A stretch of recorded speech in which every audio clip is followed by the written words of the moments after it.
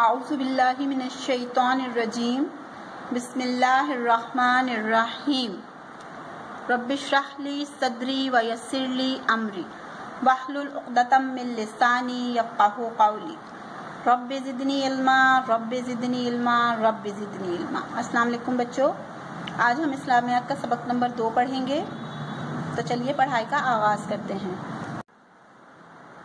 جی بچوں، آپ نکالیے اپنی کتاب کا صفحہ نمبر 15۔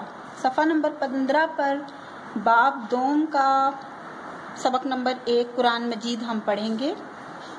تو بچوں میں آپ کو اس میں سمجھا دیتی ہوں کہ اس میں کیا بتایا گیا ہے۔ اس میں قرآن مجید کی تلاوت کے آداب، قرآن مجید کا تعارف، اس میں یہ سب باتیں ہمیں بتائی گئی ہیں۔ تو بچوں، قرآن مجید جو ہے وہ اللہ تعالیٰ کی آخری کتاب ہے، یہ تو آپ سب لوگ جانتے ہیں، اور قرآن مجید حضور صلی اللہ علیہ وآلہ وسلم پر نازل کیا گیا تھا، اور یہ ہماری آخری کتاب ہے۔ اس میں مسلمانوں کو سیدھا راستہ بتایا گیا ہے، اور قرآن مجید رمضان کے مہینے میں نازل ہوا۔ اس کی پہلی جو آیات نازل ہوئیں سورہ علق کی پہلی 5 آیات تھیں جو نازل ہوئیں، اور ان آیات میں پڑھنے کا ذکر ہے، یعنی علم حاصل کرنے کا ذکر ہے۔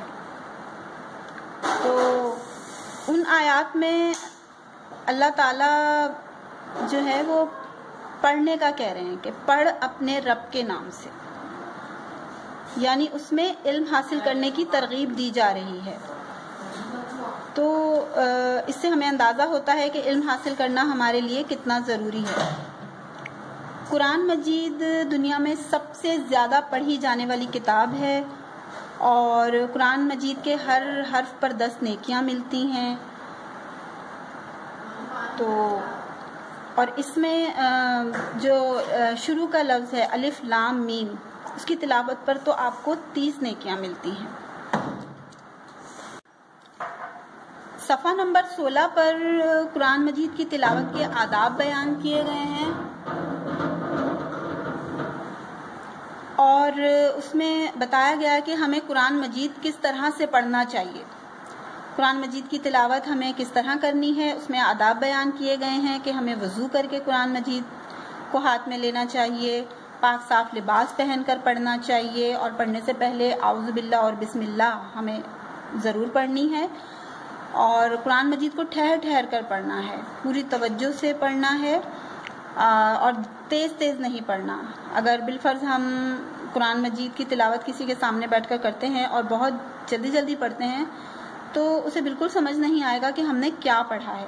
تو لہٰذا ٹھہر ٹھہر کر اس کی تلاوت کرنی چاہیے، اور پڑھتے وقت تجوید کا خیال رکھنا ہے۔ تجوید سے مراد اس کا زیر زبر پیش ہمیں کس طرح ادا کرنا ہے، کہاں پر کھینچنا ہے، کہاں پر رکنا ہے، اور کس لفظ کو کس طرح سے ادا کرنا ہے۔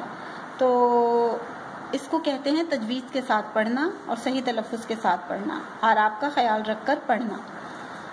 اور قرآن مجید پڑھتے ہوئے ادھر ادھر کی باتیں نہیں کرنی چاہیے، ہمیں ادب اور احترام سے قرآن شریف پڑھنا چاہیے۔ ادھر ادھر کی باتیں تو ہم ہر وقت کرتے ہی رہتے ہیں، اور جب کوئی قرآن مجید کی تلاوت کر رہا ہو تو ہمیں خاموشی سے سننا چاہیے۔ امید ہے بچوں آپ کو یہ سمجھ میں آ گیا ہوگا۔ تو چلیے کام کی طرف چلتے ہیں۔